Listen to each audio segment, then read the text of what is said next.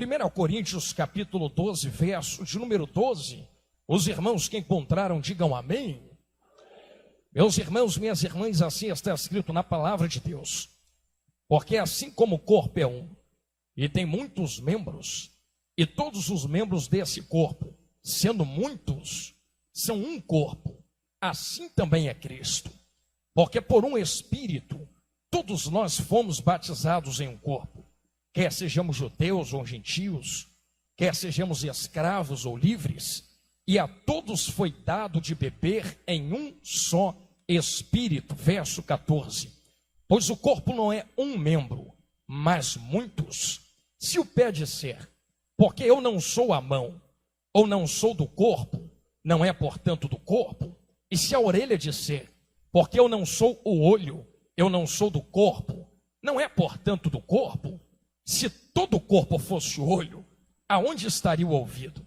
Se todo fosse ouvido, onde estaria o olfato? Mas agora Deus colocou cada um dos membros no corpo, como lhe agradou, e os irmãos dizem amém. Pode tomar os vossos assentos, que Deus lhes abençoe, meus irmãos. Glória a Deus. Meus irmãos, minhas irmãs, nós que fazemos parte da igreja do Senhor, sabemos melhores do que ninguém que esta igreja, esta casa, é dado como um corpo de Cristo. A saber, todos nós, enquanto parte deste corpo, somos alimentados pelo corpo. Mas nós que temos essa ciência, em saber que estamos conectados e ligados em corpo, sabendo como um corpo funciona, e sabendo como um corpo é alimentado, e como o corpo ordena os seus membros, nós podemos tirar algumas lições para nós esta noite, dentro desta palavra. Se nós que viemos aqui estamos conectados no corpo e somos orientados pelo Espírito de Deus, então ao lermos esses versos, fica claro no último verso quando nós lemos, que o corpo só é o jeito, só tem o jeito que tem por causa do agrado de Deus e da vontade de Deus. Foi Deus quem fez o corpo como ele é. Foi Deus quem colocou cada membro no lugar que ele está. Afinal de contas, essa carta a qual foi lida esta noite nos traz uma confrontação muito clara. Aliás, se todos nós fôssemos iguais, então não haveria corpo. E é exatamente a diferença de cada um que faz a sustentação do corpo. Eu vou dar um exemplo muito simples. Tem uns que cantam, tem outros que pregam. Tem alguns que dizem, eu não sei cantar nem pregar, mas sabem evangelizar. Tem aqueles que dizem, eu não tenho coragem para sair na rua a evangelizar, mas são aqueles que mais oram pelos outros que estão indo evangelizar. Tem aqueles que oram, ou aqueles que não sabem orar, porque talvez não tenham o espírito de ousadia para chegar diante de Deus, mas talvez tenha a ciência do conselho, ou seja, aconselhar os irmãos que precisam ser aconselhados. Tem aqueles que têm o talento de liderar, tem aqueles que têm o talento de guardar, tem aqueles ainda que têm apenas o talento de, por exemplo, arrumar a igreja para um congresso como esse acontecer. Então observa que, apesar de nós sermos corpo e parte do corpo, cada um tem a sua diferença. E é a diferença de um para o outro que faz com que esse corpo funcione. E como tudo na Bíblia não está na Bíblia à toa, existe um padrão, ou um espelho, melhor dizendo, para que o corpo seja dessa maneira. E não há melhor espelho, meus irmãos, do que o próprio Deus. Quando nós olhamos para Deus, nós vemos que Deus é um exemplo claro, que apesar de haver diferenças dentro da Trindade, ainda há um só propósito.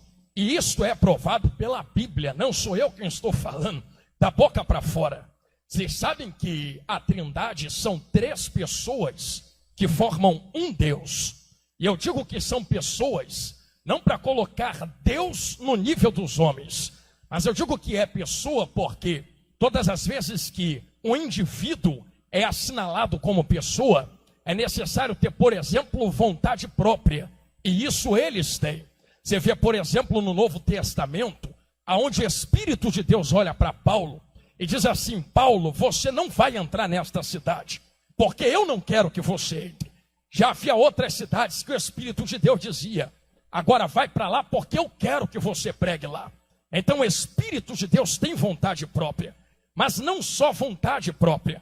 Você lembra também, por exemplo, Jesus Cristo de Nazaré. Ele mesmo, conversando com os discípulos, diz: eu tenho uma comida para comer. Os discípulos vão olhar para ele e dizer: será que alguém deu comida para Jesus? E Jesus vai botar as claras: a comida que eu tenho para comer é fazer a vontade do meu Pai. Então vocês observem que Jesus tem vontade própria, mas ele assimila a sua vontade debaixo da vontade do Pai.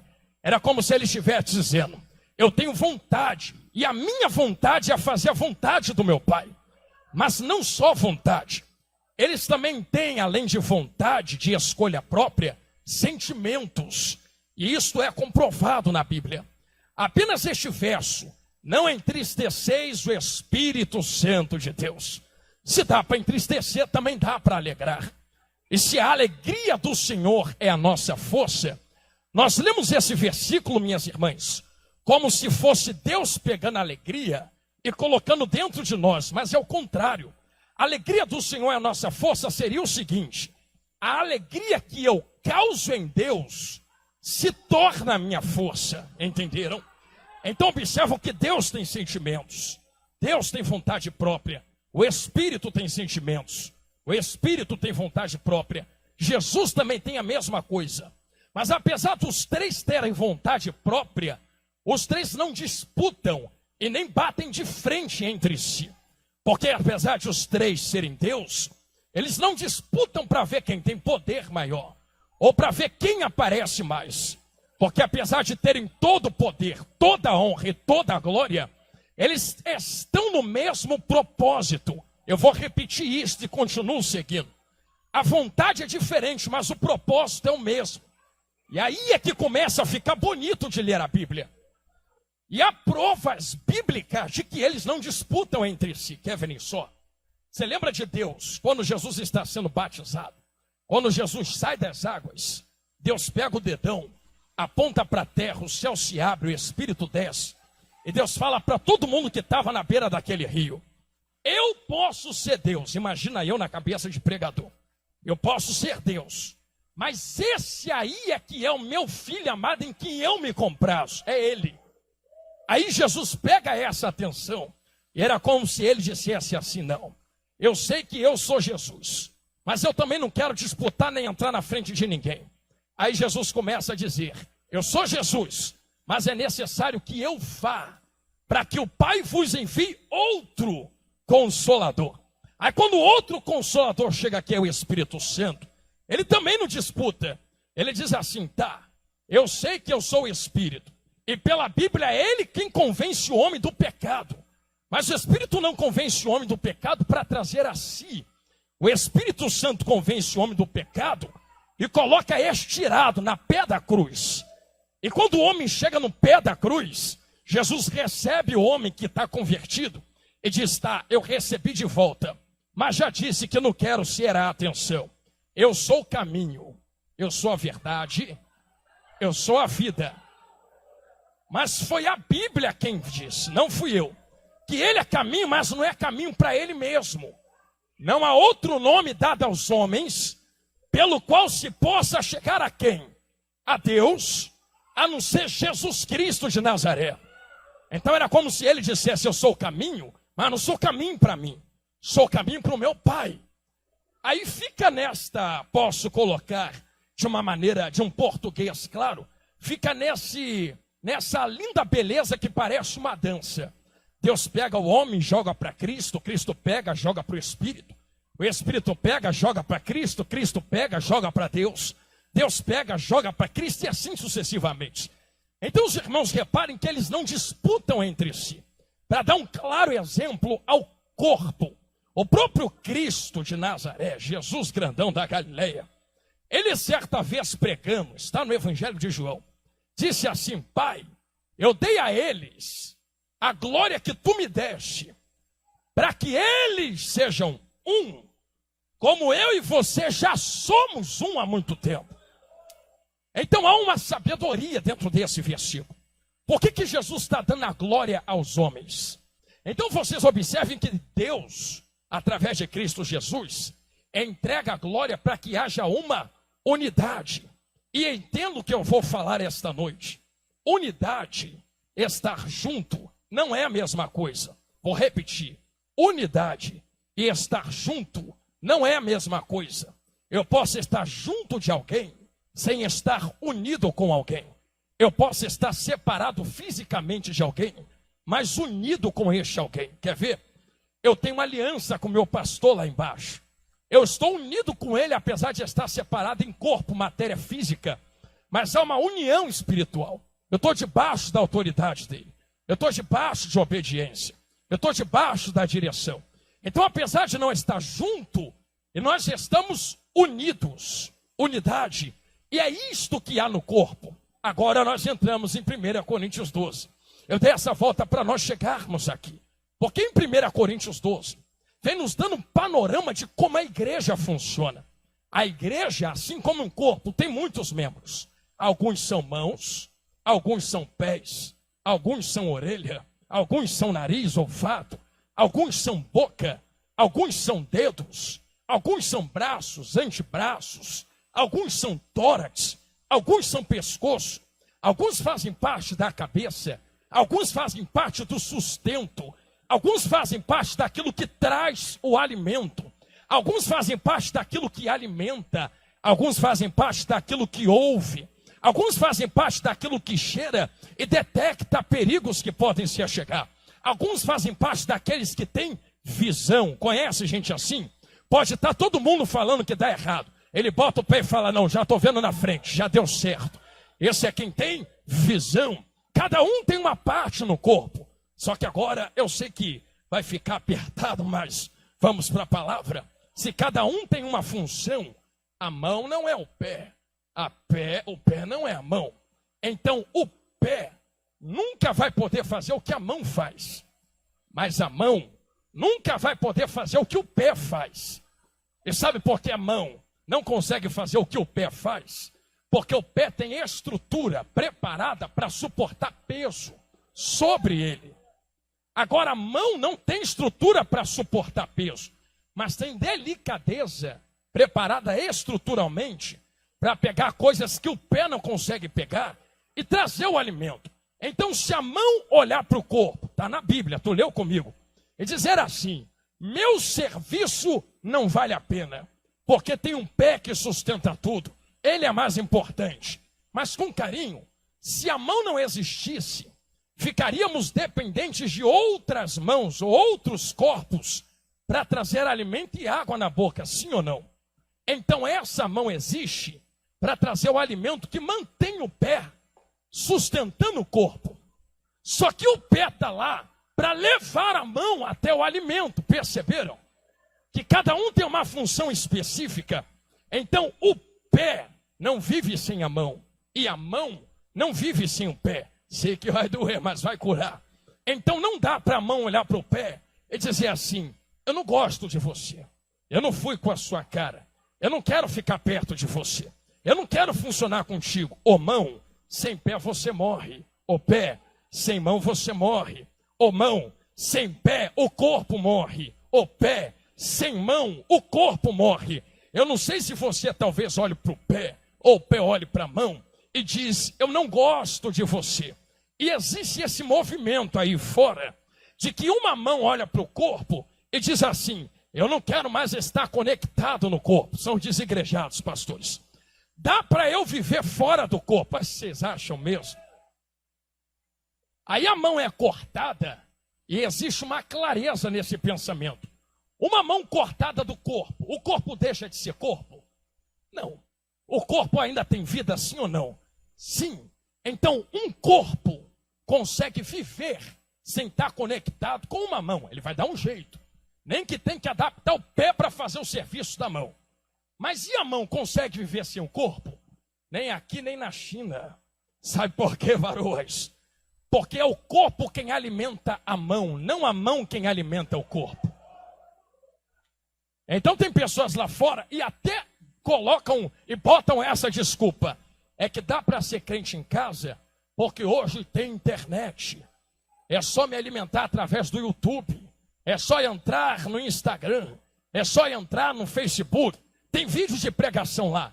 Nada substitui estar conectado na comunhão de um corpo. Nada. Tem que estar conectado na comunhão de um corpo para poder receber os nutrientes que o corpo tem. Então, se a mão for cortada, seca, mas o corpo continua com vida. Porque de clareza em clareza, começamos a entender que uma mão não vive sem o corpo, mas o corpo consegue se adaptar sem a mão. Então a mão pode olhar para o corpo e dizer: eu não estou gostando muito deste corpo, do jeito que o corpo anda, o jeito que o corpo faz, o jeito que o corpo escolhe. Só que com carinho, com respeito, irmãos. Está vendo que, você leu comigo, está vendo que todo esse corpo é comandado por ordens. Está vendo a minha perna se mexer? Está vendo o meu braço se mexer? O meu corpo está parado em pé aqui. Agora eu vou dar ordem para ele chegar do outro lado. Vai, corpo.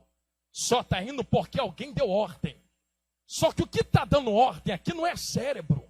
Porque comumente nós indagamos que a parte física é que controla. Só que lembra de Adão de novo?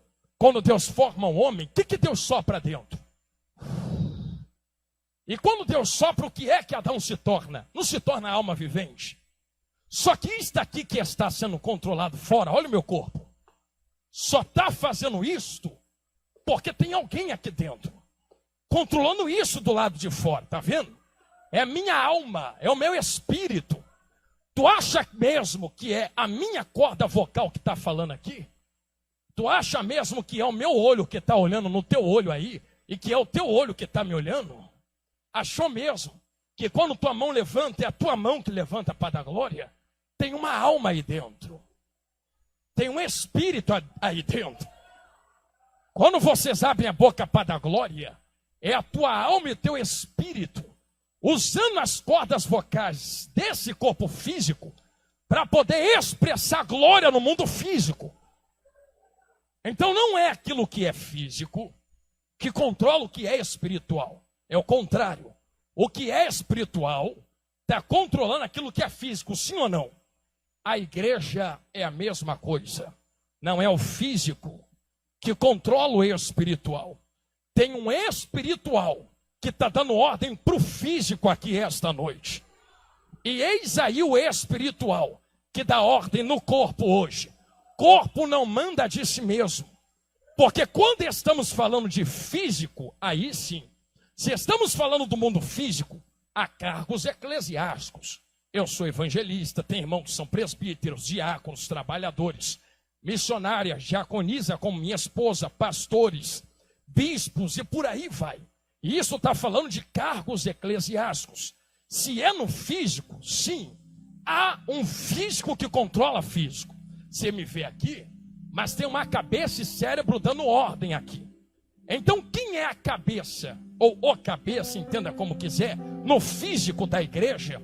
No físico se torna os pastores. Dos pastores é que vai descendo, assim como quando o óleo desce na cabeça de Arão de cima para baixo, não de baixo para cima, e vem deitando, toma as barbas, depois vai para a orla. A cabeça é quem está comandando o corpo no físico. Depois vai para a barba, que são os obreiros que estão aqui, que ajudam o pastor. Depois vai para a orla. Quem é a orla? É o resto da igreja. É quem vem ouvir, é quem vem dar glória, é quem vem tocar, é quem vem cantar, é quem vem visitar. Só que o olho só chega na orla porque passou pela barba. Só que só chega na barba porque antes desceu na cabeça. Só que isso é físico. Agora lembra que não é o físico nós que mandamos no espiritual, mas o espiritual que está controlando o físico. Porque quando saímos do físico e começamos a olhar para o espiritual, sabemos que o cérebro está comandando, mas existe um espírito usando o cérebro. Aí entramos em Romanos 12. Não vos conformeis com este mundo, mas sede renovados e transformados pela renovação da vossa mente, entendimento. Mente aqui, irmãos, não é cérebro. Porque cérebro é órgão palpável. Mente aqui é centro de ideias, centro de comando, centro onde eu tomo meus sentimentos.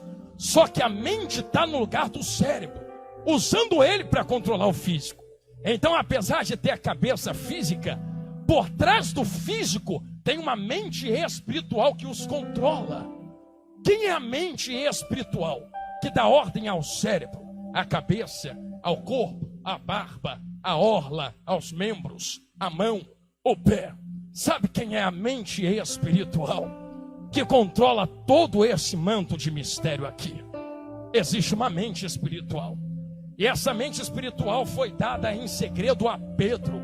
Sabe o que Pedro falou? Pedro olhou na cara de Jesus e disse assim: tu és o Cristo, Filho do Deus vivo. Mas sabe o que Jesus fala? Jesus fala assim: disseste muito bem, Simão Barjonas, mas não foi carne nem sangue, porque isso é físico. Entenderam na direita? Eu vou falar olhando para os varões agora.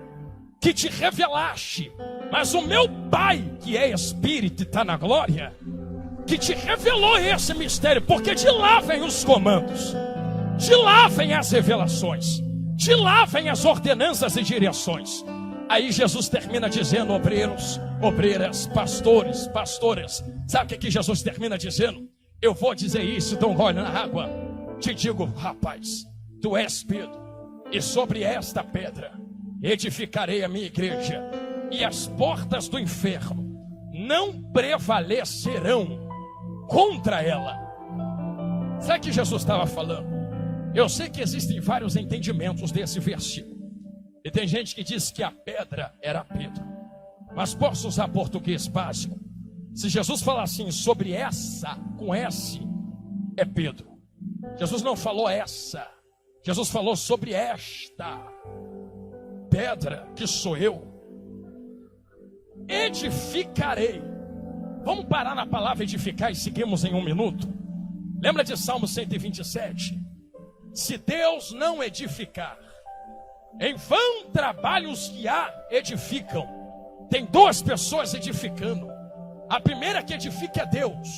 A segunda que está trabalhando para edificar é alguém no mundo físico. Só que olha o que o salmista diz: em vão vai trabalhar no físico para edificar, se Deus antes não edificar de lá da glória. Porque edificação não é só física, edificação também é espiritual. Volta para dentro de Pedro, quando Jesus diz: sobre esta que sou eu, edificarei, as portas do inferno não prevalecerão. Irmãs, irmãos, com carinho, até mais ou menos uns 12 anos, eu lia esse versículo e achava que a porta atacava a igreja. Eu dizia assim: se a porta não vai prevalecer, é porque a porta vai vir de escudo, lança, espada, capacete, couraça. Mas quando ela vier, nós estaremos preparados e ela não vai suportar a guerra. Só que ao contrário, você está observando a porta da igreja lá? Ela veio te atacar aqui em algum momento, sim ou não? Porque porta não é instrumento de ataque, porta é instrumento de defesa, para impedir quem está fora entrar para o lado de dentro. Então quando Jesus fala as portas do inferno não vão prevalecer, ele está dizendo: a porta do inferno está lá paradinha. Mas a ordem não é a porta vir para a igreja, não vai prevalecer, porque quando a igreja entender que tem algo muito maior do que a porta comandando ela, ela vai meter a mão na espada, a mão na lança, a mão no escudo, vestir capacete, botar a sandália, vestir a armadura, olhar para a porta e dizer: porta, se prepara, porque hoje eu estou declarando guerra contra o inferno. Aí vai chegar de pé na porta, imagino eu, assim, com o pé na porta do inferno, e dizer assim: vim aqui resgatar da mão do diabo tudo aquilo que ele levou, tudo aquilo que ele trancou, tudo aquilo que ele segurou. A palavra de Cristo não é a porta que vai atacar você, são vocês como corpo que vão olhar para o inferno e vão dizer: inferno, saiba quem nós somos na terra. Somos representação de Jesus Cristo de Nazaré. E não há inferno, nem demônio no inferno que possa ficar de pé diante de uma igreja que decide marchar. Ah, eu sinto Deus aqui. É por isso que assim está escrito, meus irmãos: tudo aquilo que ligares na terra será ligado no céu. Tudo aquilo que desligares na terra será desligado no céu. A ordem de comando da igreja também trabalha no mundo espiritual.